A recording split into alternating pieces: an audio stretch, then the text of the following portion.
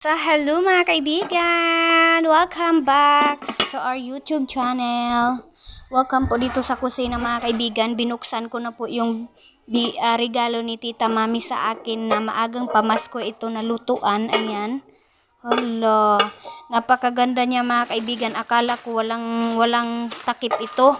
Ito pala yung takip niya mga kaibigan. Ganyan pala siya. And then double purpose siya kasi pwede din ito magamit din siya sa lahat ng mayroon nito.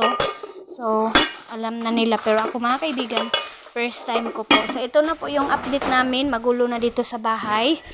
So, first update mga kaibigan dito sa kwarto namin mga kaibigan. Sa master bedroom. Sa wakas nalagyan na siya ng double walling mga kaibigan. Ayan na yung hitsura dito sa loob ng kwarto namin. So sabi ko mga kaibigan, parang ang laki ng kwarto namin. Pero pag nalagyan na siya ng double walling mga kaibigan, ang lumiit siya. Yan o. Lumiit mga kaibigan yung kwarto namin. So dito, ayan na.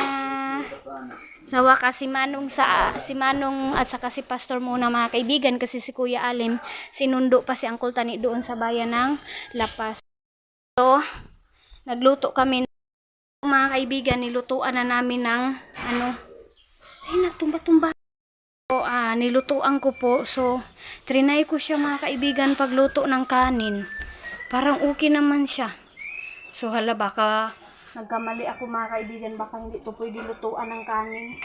Ulam lang siguro mga kaibigan, pero okay, lutuan natin ng kanin. Ayan, naluto na. Oh, ang bilis lang niya mga kaibigan ang bilis niya maluto. Tapos magluto kami ng pansit canton kasi meron pa kaming isda na sinabaw. So ito yung update natin. Yan mga kaibigan, mayroong dumating ila mama. Oh, ayun. Dumating na sila mga kaibigan, yung panday ni mama. Kasi ipatapos ni Ate Manina yung naiwan nila mga kaibigan na hindi nila tapos, kaya yun na sila. And nandito na din si Uncle Tani. Yes, welcome home. Dito na po sila. Ayan, malayo pa mga kaibigan, tawang-tawa na. Welcome home ulit Uncle Tani.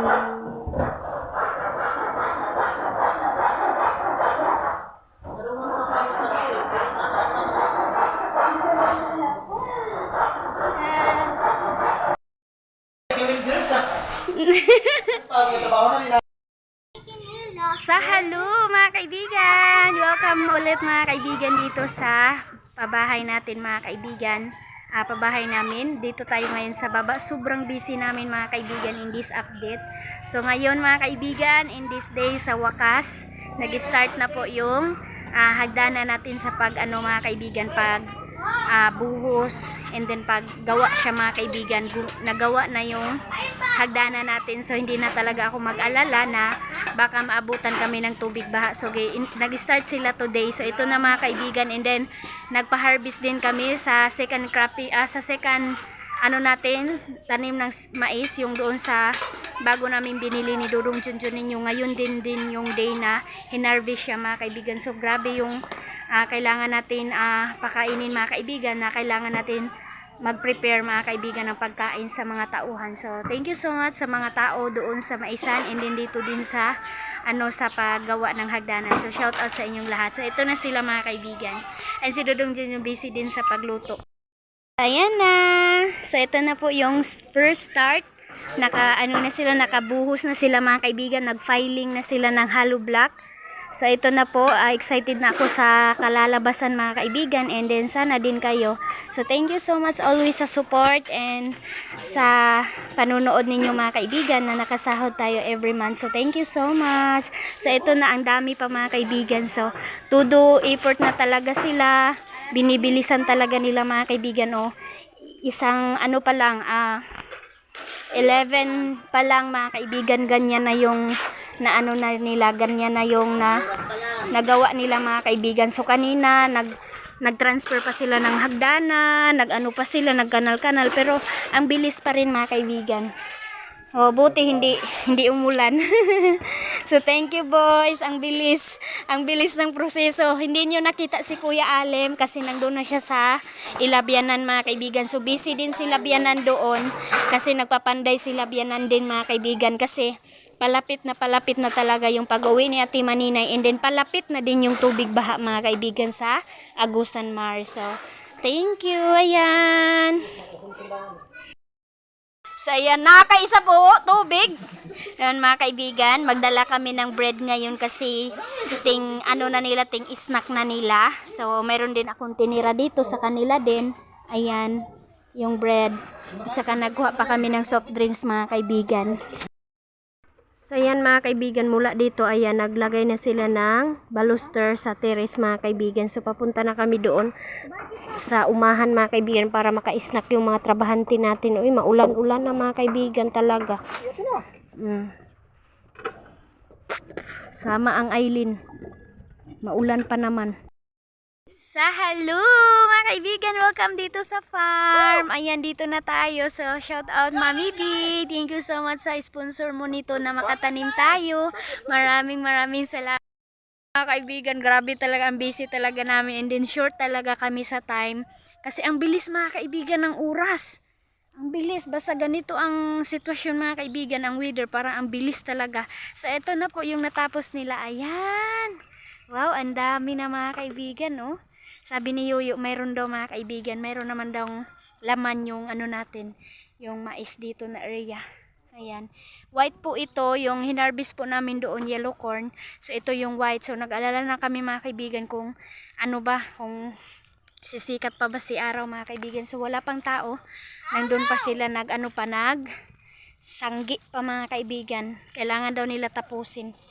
So ayan. Dito tayo, puntahan natin sila dito mga kaibigan. So ito yung update namin. Grabe namin ka-busy sa buhay na magsasaka. Hindi talaga madali mga kaibigan. Kaya ang daming gastusin. So maliit na lang talaga yung sayo mga kaibigan kapag mga ganito mga kaibigan. Hala. So matatapos nila na ito. Tapos nila mamaya mga kaibigan. Mayroon talagang mais. Thank you Lord. Mayroong kinainan ng daga oh. First harvest namin dito mga kaibigan. So bless ni God mga kaibigan kasi nakikita namin mayroon talagang laman. Thank you Lord. Sa susunod mga kaibigan, yellow corn na yung itatanim natin dito soon. Last cropping. Dalo na lang patana to diri de. Yan ang proseso pa rin mga kaibigan kasi medyo hindi naman mataas itong farm namin dito. So lalagay siya sa sa tub. Ganyan po yung balde na malaki. Ganun ba? Tab kasi yung tawag sa amin yan mga kaibigan. So ayun na, papunta na sila kasi back and forth din kami mga kaibigan kasi kailangan namin umuwi kasi yung paniud to na naman na lunch naman nila. Sa gusto diri sa gusto diri makapagaling na. Ayan.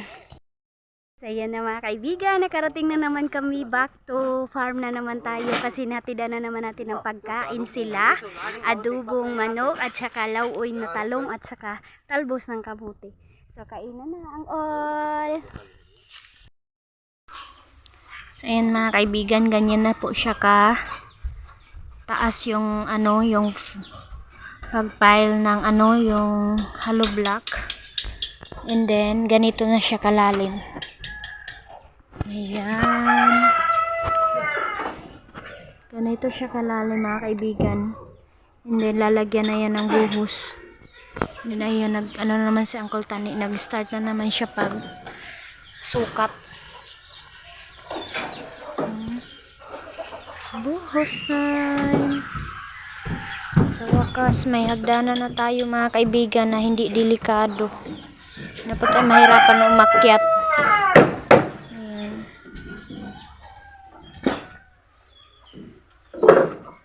So hindi ka mababasa mga kaibigan kapag akyat ka dito sa bahay kasi nakapasok yung entry.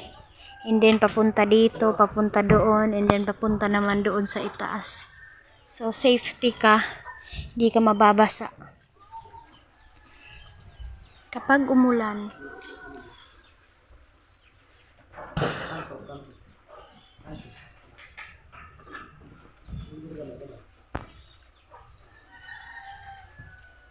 Yan, sinukat na mga kaibigan kung gaano kataas. Hello mga kaibigan, this is ito na po yung finished product mga kaibigan sa ating pahagdan. Ito na po yung hitsura niya mga kaibigan, nakabuhos na sila. Ayan na po, and then nakalagay na po sila ng mga kahoy dito. Ganito po yung hitsura ng aming hagdanan mga kaibigan dito po sa bahay ko sa Agusan Mar. So maraming salamat talaga sa inyong suporta, sa tiwala, ang pagmamahal sa akin mga kaibigan, dahil nakagawa ako nito, nakakabayad ako ng mga dahil sa inyong panunood, dahil sa sa sahod natin every month po. Thank you, and then alalay na din sa farm. Nakakatulong din yung pag-farm namin dito, and salamat sa mga nagtulong sa akin financially. Thank you sa inyo, God bless. So ayan sila. So thank you talaga sa aking panday mga kaibigan na nagpatuloy pa rin sa pagpunta dito sa aking bahay, aming bahay mga kaibigan, na para magawa na niya po. Ayan sila dito. Napakalaki mga kaibigan, si Dudong Junjun, ayan. Tsaka si Manong nang doon, ayan si Manong. Oh.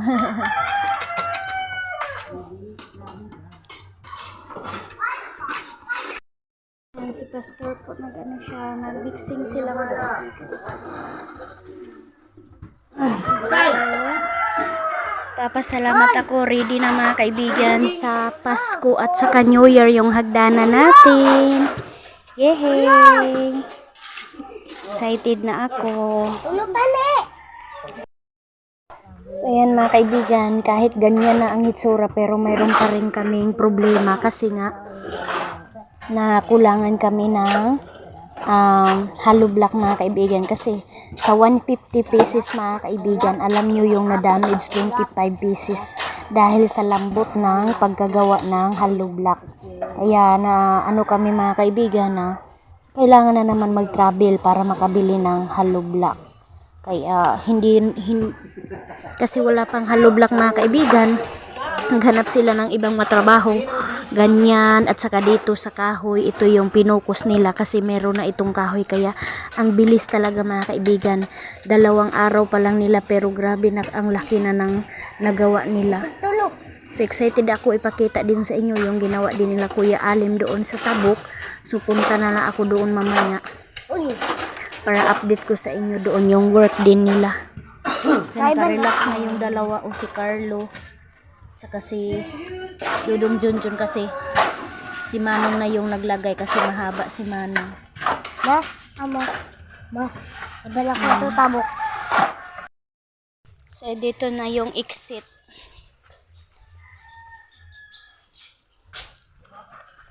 Ayan, hindi natapos. Ayan, ganyan na siya.